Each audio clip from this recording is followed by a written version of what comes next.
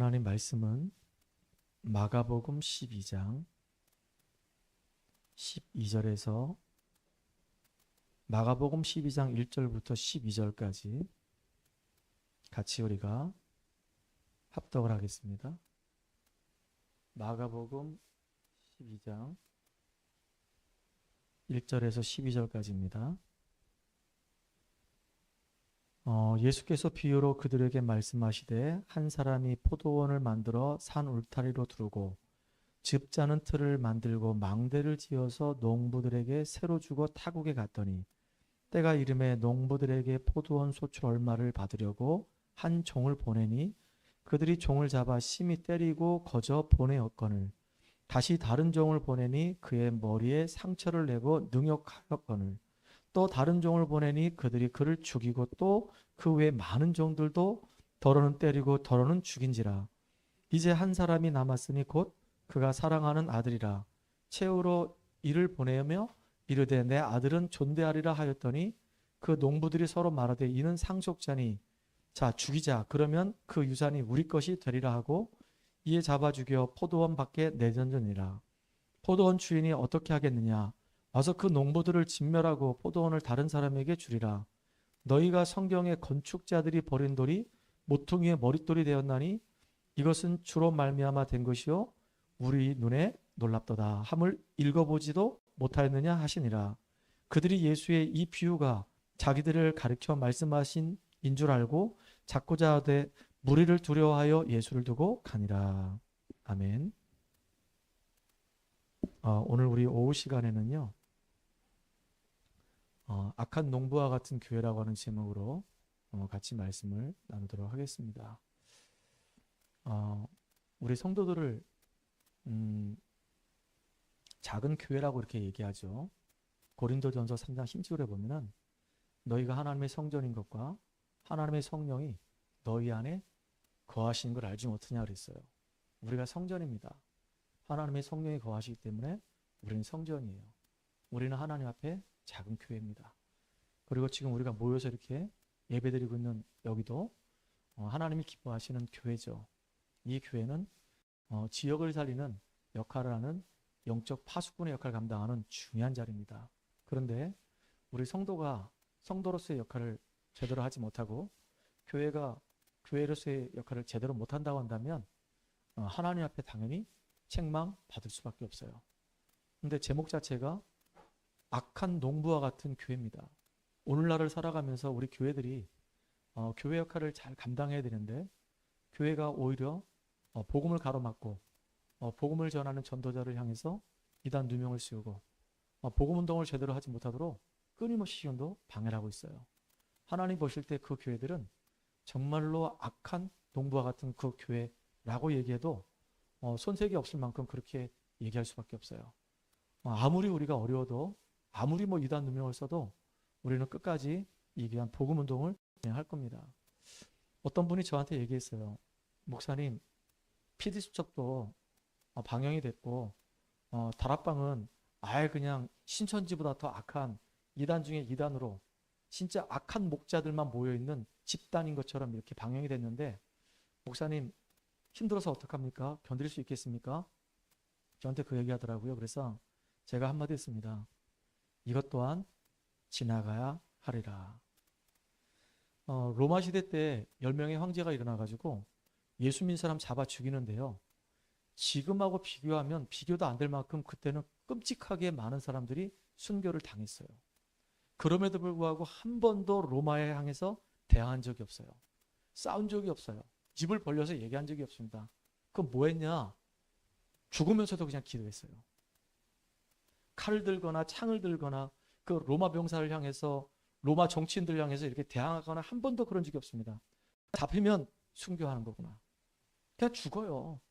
그렇게 250년이 지나갔어요. 나중에 어떻게 됐을까요? 로마가 완전히 기독교 국가로 다 바뀌어버렸어요. 뚜껑을 딱 열고 보니까 온 땅이 다 예수 믿어. 이 사람들이 전부 다 로마의 그 바퀴를 피해가지고 카타콤이라고 하는 지하 공동묘지로 다 들어가는 겁니다. 아무도 못 따라 들어가. 미로처럼 만들어놨기 때문에 잘못 들어갔다가는 거기서 굶어 죽기 딱 좋아요. 못 빠져나와요. 그러니까 그들만의 그 표시를 딱 해놨어요. 물고기 표시, 익도스라고 그래가지고 예수는 그리스도, 나의 구원자, 나의 하나님, 하나님의 아들. 익도스 딱 표시해놓고 그거를 보면 이 사람들은 그걸 따라서 가면 거기가 우리 지금 교회당보다 훨씬 넓은 그런 예배처소도 있습니다. 거기서 평생을 살다가 그 석회질로 되어 있기 때문에 이게 막 파면 금방 파입니다. 거기다 이제 사람은 시체를 묻어버려요. 그리고 이제 석회를 물로 이겨가지고 딱 붙이면 금방 굳어가지고요. 완전 돌처럼 딱딱해지는 겁니다. 썩은 데도 하나도 안 납니다. 그렇게 250년을 보낸 거예요. 핍박 속에서도. 누가 이겼냐? 복음 가진 사람이 결국은 이깁니다. 언약 가진 사람이 결국은 이깁니다. 그래서 저한테 그 얘기했을 때 제가 이것 또한 지나가리라. 목사님이 다락방을 안 하시고요. 다락방 탈퇴하시면 제가 목사님과 함께 할게요. 죄송합니다.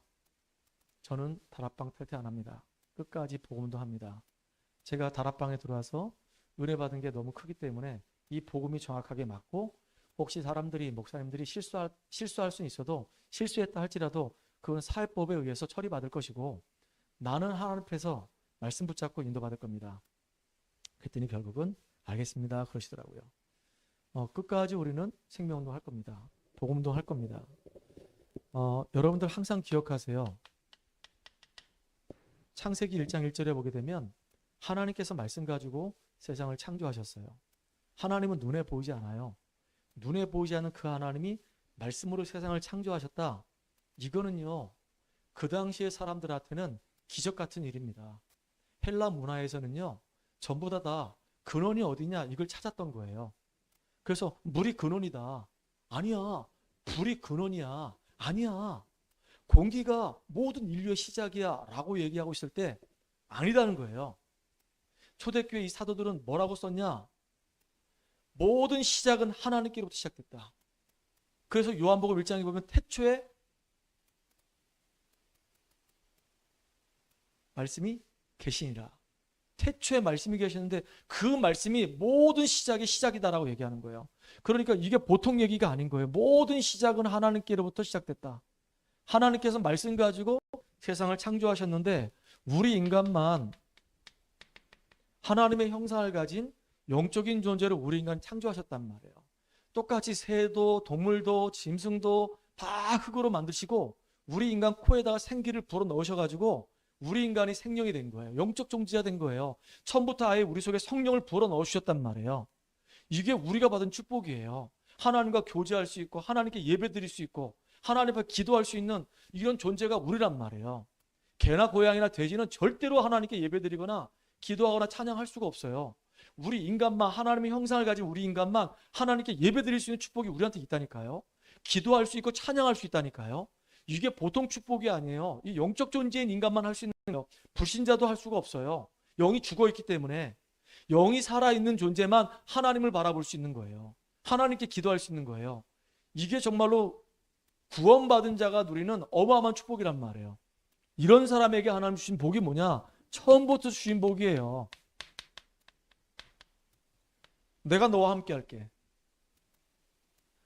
창조주 하나님의 형상대로 지음받은 우리에게 처음 하신 말씀이 내가 너와 함께 할게. 그게 복이야. 네가 성공한 게 복이 아니고 돈이 많은 게 복이 아니고 인기 많은 게 복이 아니고 권력이 있는 게 복이 아니고 진짜 복은 뭐냐? 하나님과 함께하는 그 사실 누리는 그것이 복이야. 하나님은 우리에게 진정한 복이 무엇인지를 알게 하셨단 말이에요. 근데 많은 사람들은요. 여기에 관심을 갖지 않아요.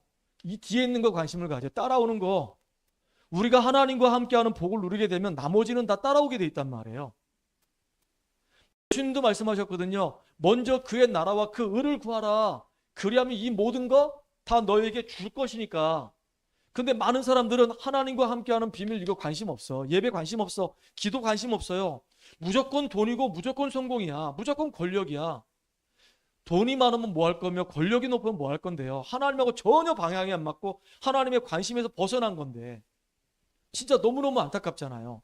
지금 우리가 살고 있는 현장의 사람들이 그런 모습을 살아가요. 그래서 하나님은 우리를 창조하실 때 처음부터 주신 복이 뭐냐면 생육하고 번성하고 땅에 충만하라. 정복하고 다스리라 그랬어요.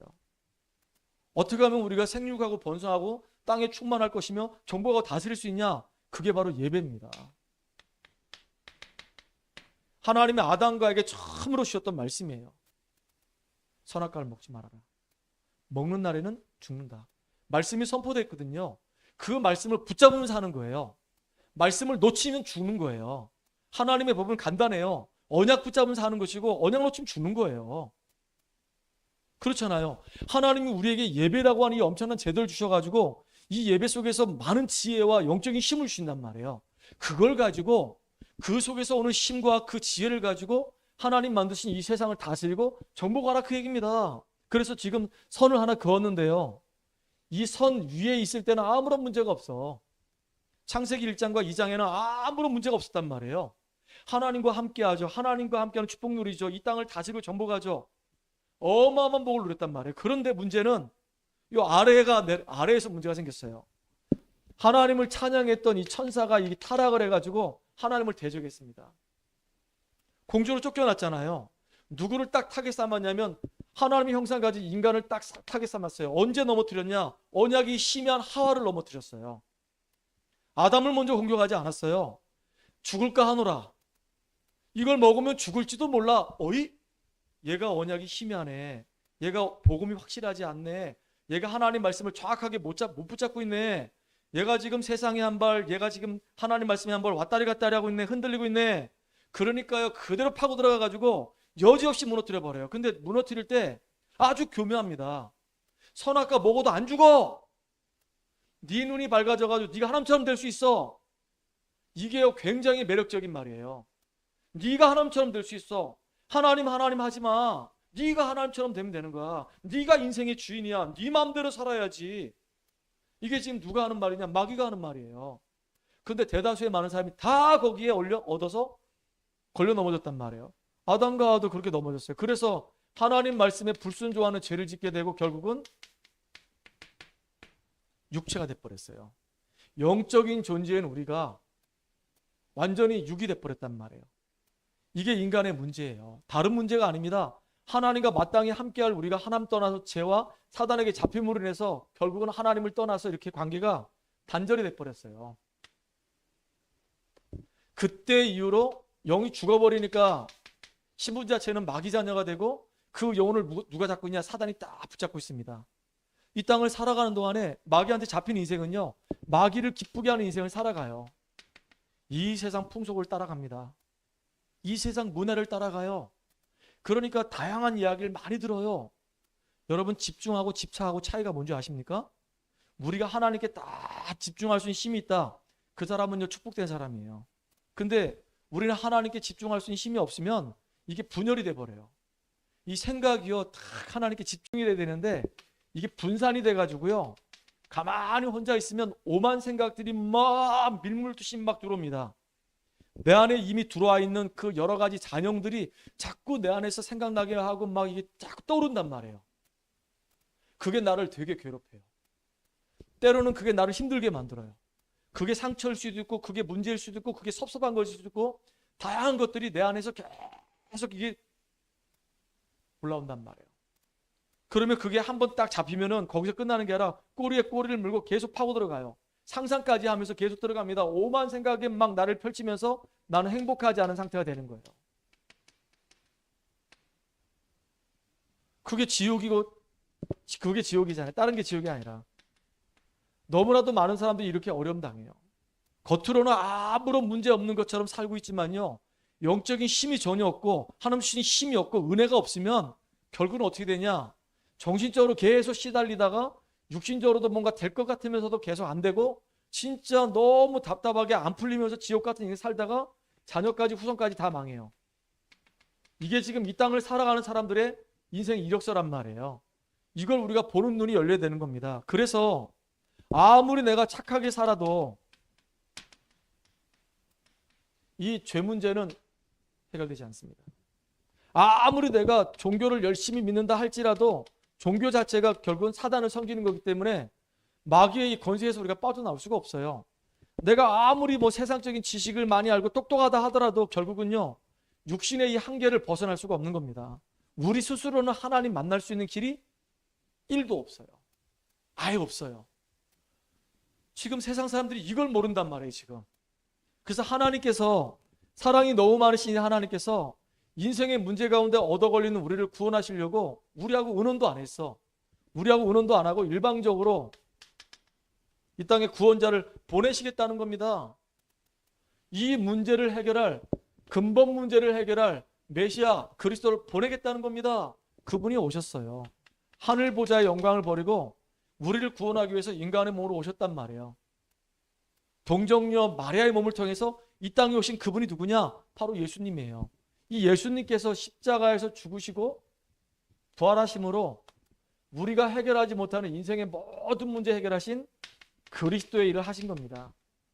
예수가 그리스도이시다. 이걸 아는 사람은요, 은혜 받은 사람이에요. 진짜 이걸 아는 사람은요, 축복받은 사람이에요. 십자가의 도가 멸망하는 자에게는 미련하게 보이지만은 구원을 받은 우리에게는 하나님 능력이 된다 그랬거든요. 사도 바울이 이 고백을 한 거예요. 진짜 미련한 자들 가만히 보니까 십자가의 도를 다 우습게 알아. 근데 응답을 받고 하나님 능력이 임하는 사람 보니까 십자가의 도를 중요하게 여겨. 여러분, 우리가 이 땅을 살아가는 동안에 여기서 구원받았다는 거 그 한 가지만 해도 너무 감사하잖아요. 이 사단의 머리를 예수님 이 땅에 오셔서 참 왕으로서 완전히 박살내셨고 우리에게 있는 모든 과거, 현재, 미래 모든 죄를 다 끝내시고 대신 대속제물이 되셨고 하나님 만나도록 유일한 길을 우리에게 열어주신 거예요. 그래서 예수님이 그리스도이십니다. 구약시대에 왕이 활동하고 선지자가 활동하고 제사장이 활동했지만 아무리 활동해도 근본 문제는 해결이 안 됐어요. 그런데 예수님께서 이 땅에 오셔서 참 왕으로, 참 선지자로, 참 제사장으로 우리가 해결하지 못하는 진짜 인생의 문제 완전히 해결하신 그리스도가 되셔서 이 예수를 믿고 영접했는데 하나님 자녀가 되는 거예요. 참 이게 보통 축복이 아니잖아요. 너무너무 감사한 일이에요. 언제 우리가 이렇게 구원의 축복 속에 들어갑니까? 로마서 10장 9절 10절에 마음으로 믿어 의에 이르고 입으로 시인해서 구원에 이른대요. 진짜 예수님을 내가 마음의 문을 열고 초청하면 내 속에 오셔서 영원히 함께 하신대요. 언제요? 우린 날마다 우리가 지금 이 축복을 누려야 되는 겁니다. 이게 우리가 받은 축복이에요. 십자가의 이 축복. 그래서 저는 지금도 생각해도 너무 감사해. 예수를 정말로 그리스도를 믿었는데 신분이 마귀의 자녀에서 영원히 하나님의 자녀가 돼요. 이제 고아처럼 놔두지 않는데요. 우리 속에 성령으로 오셔서 우리가 영원히 함께 한대요. 구약에는요, 하나님이 함께 하자. 구약에는 성령이 들어왔다가 나갔다가 들어왔다 나갔다 했는데 이제는요, 예수님이 부활 승천하시고 난 이후에 성령께서 믿는 자 속에 영원히 이제 우리 속에서 우리와 함께 하신단 말이에요. 더 이상 우리가 세상 풍속을 따라다닐 이유가 없어요. 우리가 하나님 앞에 예배드리면 그 예배 시간에 하나님 모든 거 생각나게 하시고 모든 거 깨닫게 하시고 우리를 평안으로 인도하신다 그랬어요. 얼마나 감사합니까? 더군다나 우리가 주님 앞에 조금만 기도하면 이 생각이 막 복잡하고 막 정신이 막 사납고 막 어지러울 때 예수 그리스도 이름 붙잡고 기도하면 주님은 우리에게 성령 충만함 주신다고 약속하셨어요. 구원받은 자에게만 성령 충만함 주신다 그랬단 말이에요. 얼마나 감사합니까? 더군다나 지금도 눈에 보이지 않게 끊임없이 우리 속이는 존재가 있어요.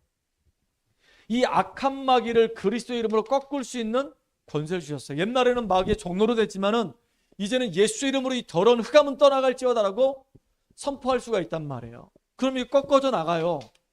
우리가 꺾일 때까지 계속 기도해야 되는 거예요. 그 집안의 세간을 강한 자가 결박되고 난 뒤에 그 집안의 세간을 우리가 가져올 수 있다고 얘기했던 것처럼 흑암이 꺾어져야 되는 겁니다.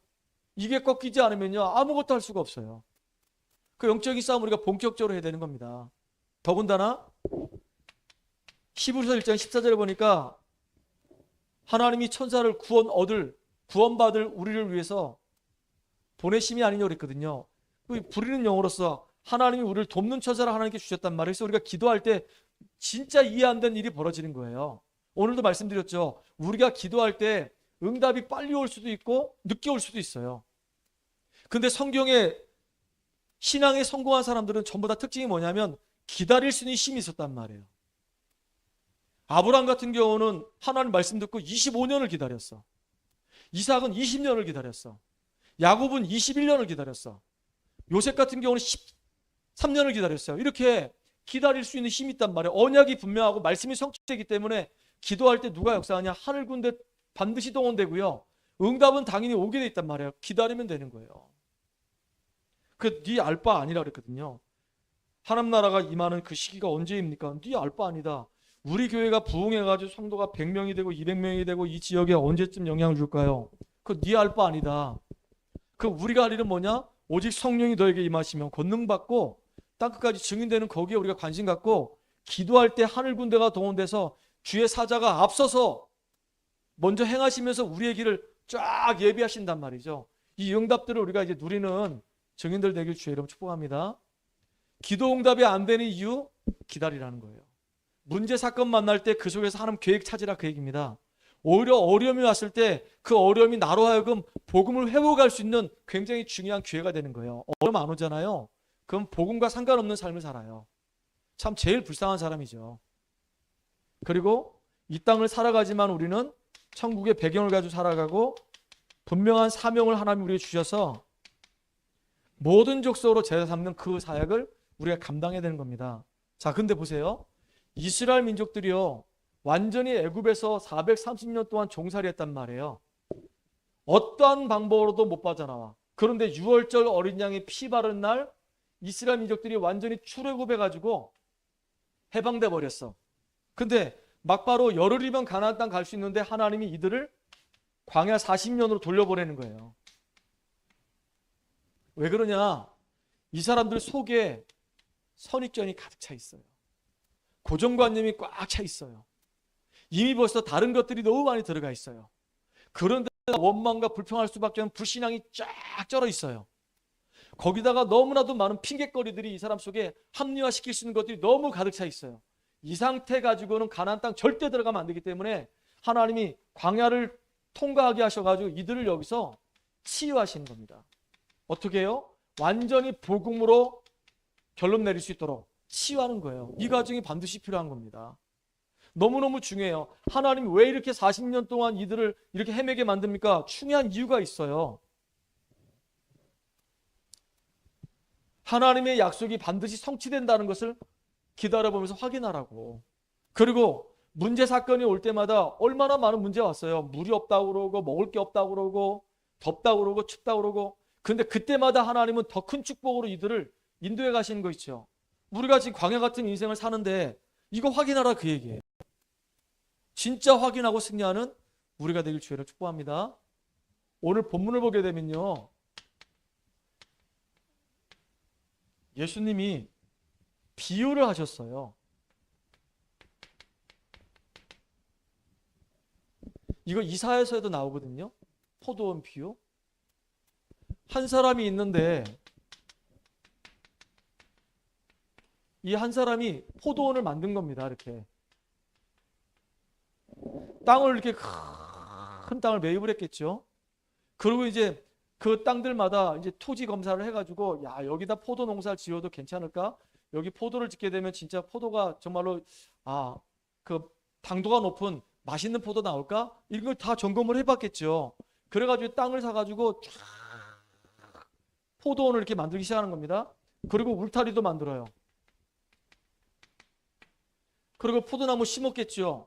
시간이 좀 지나고 난 다음에 이제 포도를 이제 수확을 해가지고 이제 포도 틀에 집어넣고 즙을 짜내는 겁니다. 즙 틀도 만들었습니다.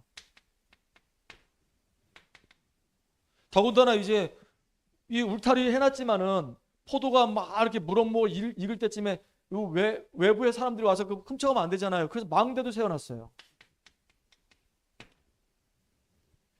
여기서 이 한 사람은 누구냐? 하나님입니다. 하나님께서 이스라엘 땅을 하나님이 이렇게 축복의 땅으로 만들어 주시려고 하는 겁니다. 그리고 자신은 어디로 가냐? 타국으로 가서 타국으로 이 포도원을 농부들에게 세를 준 겁니다.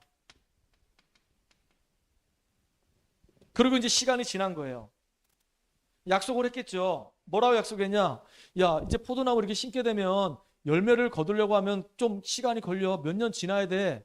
여러분 배농사 같은 거 지어도요. 나무 심잖아요. 그 다음에 바로 우리가 배 수확하는 거 아닙니다.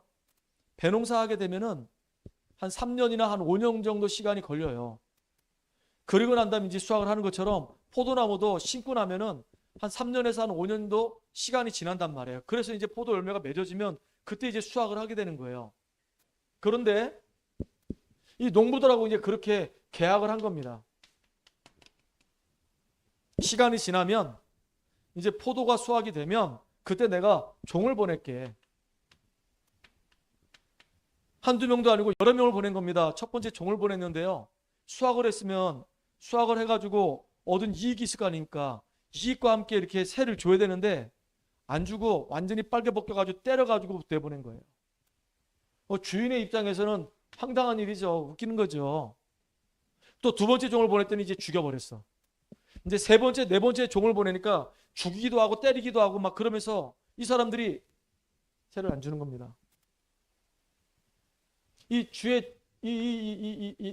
주인하고 이게 소통이 안 되는 겁니다. 나중에는 설마 내가 내 아들을 이제 보내게 되면 아들은 잘 섬기겠지. 그랬더니 이 농부들이요 뭐라고 얘기하냐? 이 아들이 상속자가 아니냐? 상속자를 죽여버리면은 이 상속자에 가야 될 그 유업이 이제 우리한테 돌아오지 않겠냐? 이렇게 되는 겁니다. 제가 이제 그 유대 법을 찾아보니까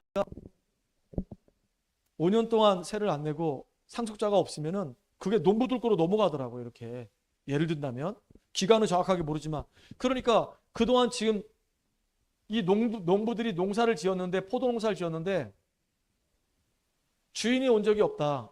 이 땅은 주인이 없다. 그리고 이 땅은 상속자가 없다. 라고 이제 계속 얘기하고 아들 죽여버리고 상속자도 없다. 라고 하면 시간 지나면 자기들 거로 이제 착각을 한단 말이에요. 근데 나중에 어떻게 됐죠? 결국은 이 아들까지 죽이고요. 그 포도밭 밖에다 집어 던져버린 겁니다. 이 이야기입니다. 지금 이 얘기. 참 이거 너무 심각한 거잖아요. 이게 뭘 얘기하는 걸까요? 이게 지금 이스라엘 역사를 가만히 보게 되면 하나님께서 이스라엘 백성들을 통해서 이들과 함께 세계를 복음하려고 하시는데 그래서 그들을 가장 좋은 젖과 꿀이는 땅으로 그들을 인도해서 거기서 살도록 하고 세계 복음하도록 했는데 거기에 있는 제사장들, 서기관들, 바리새인들이 이것들이 이제 복음 놓쳐버리고 엉뚱한 생각을 하는 겁니다. 그래서 성전 안에서 성전세 받지를 않나, 성전 안에서 짐승 팔지를 않나, 그러면서 거기서 뭔가 더러운 이득을 취하면서 이렇게 살아가는 거예요. 그걸 보고 예수님이 이제 완전히 그냥 둘러 엎어버리니까 그냥 이를 부득부득 깔잖아요. 죽이려고 예수님을. 그게 예수님이 지금 이렇게 비유로 말씀하시는 겁니다. 너희들 아니냐 지금. 구약에서부터 수도 없이 하나님께서 이렇게 선지자 많이 보내지 않았냐. 근데 선지자가 얘기할 때 그 말이 너희들 귀에 듣기 좋냐? 듣기 좋지 않았지 않냐. 아니 예레미야 같은 경우는 바벨론에 포로 잡혀가라고 싸우지 말라고 그러니까 그 거짓 선지자들이 하는 말은 아니라고 하나님 우리 축복하실 거라고 싸워야 된다고 하는 그 말이 더 달콤하지 예레미야가 하는 그 말이 달콤했냐? 그 예레미야 너희들 시대 때에 갖추지 않았냐? 이사야를 너네 톱으로 허리 잘라 죽이지 않았냐? 하나님이 이렇게 선지자를 보낼 때마다 너희들이 두들겨 패고 죽이고 하지 않았냐? 근데 이제 너희들을 구원하기 위해서 하나님이 독생자 예수를 이 땅에 보내주셨는데 그 예수마저도 지금 너희들이 죽이려고 하지 않냐? 그러니까 이 사람들이 찔리는 겁니다. 우리한테 하는 얘기인 줄 알고 예수를 잡으려고 했는데 주변에 군중들이 많으니까 두려워가지고 그냥 가는 거예요. 여러분 이게 지금 오늘 본문의 얘기거든요. 왜 예수님이 이렇게 포도연 비유를 하셨을까? 저 이거 묵상하다가요. 야 진짜 우리 한국 교회가 이렇게 악한 농부와 같은 교회 역할을 혹시 감당하지 않는가? 여기 유대인들이 그랬거든요. 유대인들이 예수를 철저히 거부했습니다. 이 중엔 대제사장도 있습니다. 서기관도 있어요. 여기 바리새인도 있습니다. 심지어는 이 중에는요. 너무너무 안타깝지만은 제사장, 서기관, 바리새인들 그다음에 장로들도 있어요. 원로라고 얘기하죠. 이 사람들이 전부 다 예수를 다 거부하는 겁니다. 다시 말하면요. 복음 거부하는 겁니다. 예수 거부하는 게 아니라 복음을 거부하는 거예요. 다른 짓 하는 겁니다. 다른 거. 그래서 예수님이 물어봤어요. 가이사랴 빌립보에 사람들이 나에 대해서 뭐라고 얘기하느냐. 그럴 때 뭐라고 얘기하죠? 세례 요한이라고 합니다. 예레미야라고 합니다. 선지자 중에 하나를 합니다. 틀린 건 아닌데요. 사람들이 전부 다 지금 신비에 빠져 있거나 율법에 빠져 있거나 인본에 빠져 있단 말이에요. 진짜 복음주의 아닙니다. 교회가 프로그램 돌리고 지금 난리 그런 난리 없습니다. 우리는 순수하게 뭐 해야 되냐? 교회가 성장하든 성장하지 않든 그 하나님께 맡기고 생명운동하는 여기에 우리가 마음 담아야 되는 거예요. 이게 너무 중요하잖아요.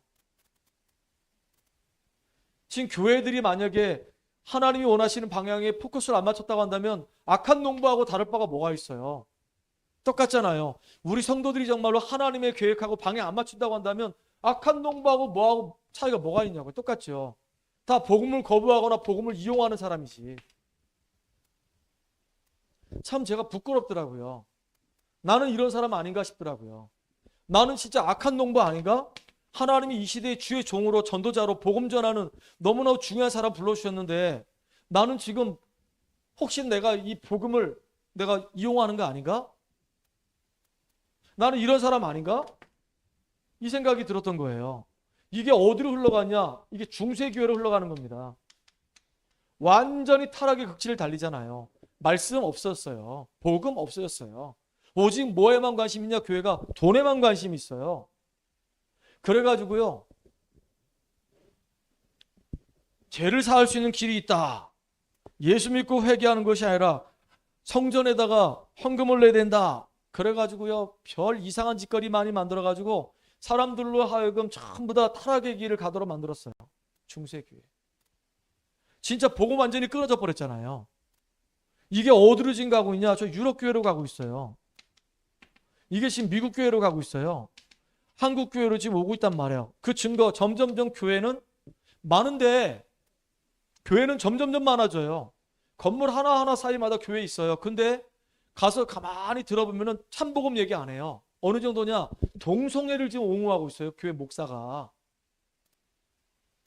나는 진짜 너무너무 안타까워. 그렇죠? 내가 동성애자를 내가 비방하는 거 아닙니다. 그분들도 은혜 받고 그분들도 치유받고 그분들도 하나님 앞에 온전하게 회복되어야 될 소중한 사람들인데요. 동성애 옹호하고 지금 퀴어 축제 같은 거 가서 찬동하고 있다니까 이렇게. 퀴어 신앙 만들어가지고 그 여성 해방 운동하고 있고 그래요. 여성이 잘못됐다 그 얘기가 아니에요. 근데 사람들이 본질에서 지금 벗어나가지고 하나님을 정말로 가슴 아프게 하는 사람들이 얼마나 많은지 몰라요. 그러면 중세교회가 완전히 타락을 해서 문 닫은 것처럼 유럽교회, 미국교회 문 닫은 것처럼 한국교회도 그렇게 될 수밖에 없다는 얘기예요.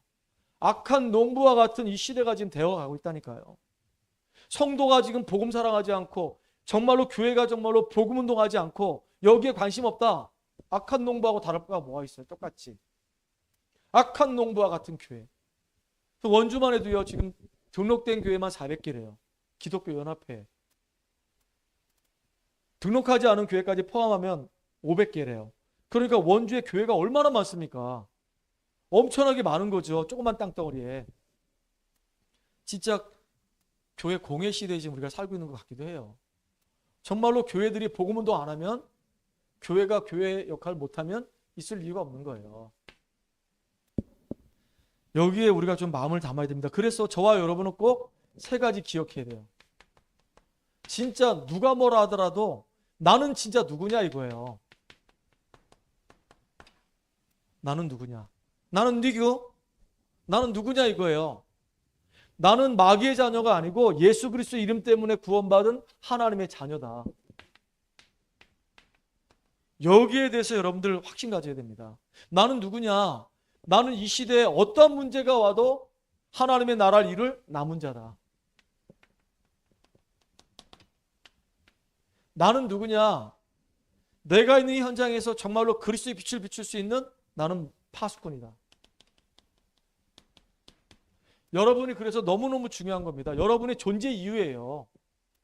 나는 하나님의 자녀야. 누가 함께하는 자? 하나님이 함께하는 자. 나는 이 시대에 살리기 위해서 하나님이 남겨둔 자예요. 나는 정말로 빛을 비추는 파수꾼의 역할을 감당해야 된단 말이에요. 종일종야 이 파수꾼이 파수꾼의 역할을 안 하면 성은 무너지게 돼 있어요. 나는 내 가정을 지키고 내 후대를 지키고 내 현장을 지키는 나는 파수꾼이다. 이게 나예요. 두 번째, 나는 그럼 무엇을 할 것이냐? 여러분 무엇 하는 사람입니까? 다른 거 아니고요. 베드로전서 2장 9절에 보니까 왕 같은 제사장이요 거룩한 나라요 이 빛을 선전하는 자라고 그랬어요. 우리는요 빛을 선전하는 자입니다. 왜요? 하나님의 빛을 가지고 있기 때문에 이 빛을 선전할 수가 있어요. 땅끝까지 우리는 이 빛을 밝히는 자란 말이죠. 이게 우리가 살아갈 이유예요. 나는 어떻게 살아야 되느냐? 이번 주에 이 고민들이 좀 많이 됐었어요. 질문이 던져지더라고요. 나는 누구냐? 이 말씀을 이렇게 쭉 묵상하다가 진짜 이 시대가 진짜 이렇게 악하구나. 그 시대 속에 하나님이 연약하지만 모자라지만 부족하지만 나를 부르셨는데 나는 누구냐? 진짜 이 원주와 이 강원도와 237 저 5천 종 살릴? 나는 남은 자다. 나는 파수꾼이다. 나는 그럼 무엇 할 것이냐? 나는 내가 있는 현장에서 나를 만나는 사람을 향해서 난 빛을 비출 것이다. 그들을 살린 자 역할을 감당할 것이다. 나는 어떻게 살 것이냐? 다른 거 아니고요. 저와 여러분들은 진짜 이 복음 때문에 행복한 사람 되어야 돼요. 복음을 누리고 복음으로 행복하고 이 복음을 이제 전달하는 자로 나는 살면 되는 겁니다. 여러분이 그렇게 소중한 사람이에요. 이미 예수님께서 이 땅에 오셔서 우리 인생 문제 다 끝내고 진짜 이 가장 중요한 이 복음이 무엇인지 알게 하셨어요. 이 복음을 가지고 이제는 신분과 권세를 누리는 겁니다. 내가 가진 이 사명과 이 배경을 누리는 거예요. 신분, 권세, 배경을 계속 누리는 겁니다. 그래서 하나님 내게 힘을 주세요. 내게 성령 충만함 주세요. 내게 지혜를 주세요. 세상 보는 눈을 열어주세요. 나에게 축복된 만남을 주세요. 그래서 내 안에 있는 생명이 전달되게 해주세요. 라고 이렇게 쓰임받는 우리가 되기를 주의 이름으로 축복합니다. 여러분들이 그래서 너무너무 소중한 사람들이야. 그래서 우리가 뭐 해야 되냐? 결론인데요. 다른 거 말고요. 하나님은 진짜 악한 농부와 같은 이 교회가 완전히 온 땅을 지금 뒤덮고 있기 때문에 우리가 복음을 누리면서 복음으로 행복하고 복음을 전달할 사람이기 때문에 이제 기도 속에서 힘 얻어야 돼요. 누가 뭐라 하더라도 기도 속에서 힘 얻어야 돼요. 하나님은 저와 여러분이 정말로 진정한 힘을 얻기를 원하시는 겁니다. 그래서 기도 이전에 더 중요한 게 왜 기도를 해야 되냐라고 하는 이 생각이 정리가 돼야 돼요. 뭐 강단에서 아무리 뭐 기도 얘기해도 내 생각이 진짜 기도해야 될 이유가 나한테 정리가 안 되면 기도 안 하죠. 기도해봐도 뭐 응답도 안 되고 기도했는데 뭐 힘도 안 생기고 기도할 필요 없다고 얘기하죠. 기도 무용론자가 나오죠. 근데 여러분 계속 기도해 보세요. 계속 한번 기도해 보시기 바랍니다. 그래서 처음에 여러분 우리 교회에서 지금 집중하고 있잖아요. 집중하고 있기 때문에 그 집중하는 그 시간을 정시기도 시간으로 활용하세요. 하루에 5분부터 오죽하면 제가 기도문까지 만들어가지고 계속 올려드릴까요? 그 읽으라 그 얘기입니다. 그 읽는데 5분 정도밖에 안 걸려요. 내가 지금 기도가 안 되고 어떻게 될지 모르겠다 하면 그 기도문이라도 읽으세요. 계속 읽다 보면 마음이 당겨진단 말이에요. 그럼 정시기도가 되어지면 따라오는 게 이제 무시기도도 된단 말이에요. 문제, 사건, 만남 속에서 우리가 전부 다 하나님 계획을 찾는 기도를 한단 말이죠. 집중 시간을 정시기도하는 시간을 만들고 정시기도가 돼서 내가 힘없는 시간을 만들면 무시기도를 통해서 이제 이 무시기도 속에서 하나님의 계획을 이루는 이 걸음이 된단 말이에요. 우리의 걸음이 정말로 기도 속에서 인도받는 걸음 되길 바랍니다. 그러면 여러분들 가지고 있는 작은 달란트가 있잖아요. 이 달란트가 어디하고 연결되냐면요. 진짜 하나님의 생명 살리는 것하고 연결돼요. 오늘 오전에 잠깐 예배드리고 매주마다 이제 동해에서 KTX 타고 여기 왔다가 오전만 예배드리고 점심 같이 먹고 늘 동해 가고 있는 우리 전은희 집사가 있는데 참 감사하죠. 매주마다 그것도 그렇게 온다는 게 쉽지 않은데 참 하나님이 정말로 그 마음을 그 중심을 사랑하는 것 같아요. 간호사로 있잖아요. 그러니까 하나님이 주신 달란트란 말이에요. 또 나에게 주신 또 개인적인 달란트도 있어요. 그걸 가지고 이제 우리가 조금씩 생명 살리는 도구로 활용한다고 한다면 여러분의 인생은 축복된 인생 될 겁니다. 최고의 응답을 누리는 최고의 은혜 누리는 인생 되기 바랍니다. 하나님께 감사와 영광을 돌립니다.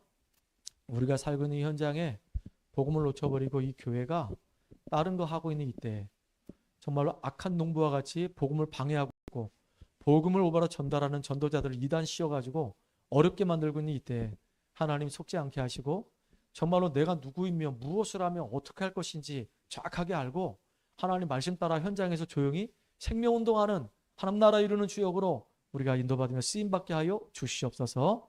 예수님의 이름 감사하며 기도합나이다. 아멘.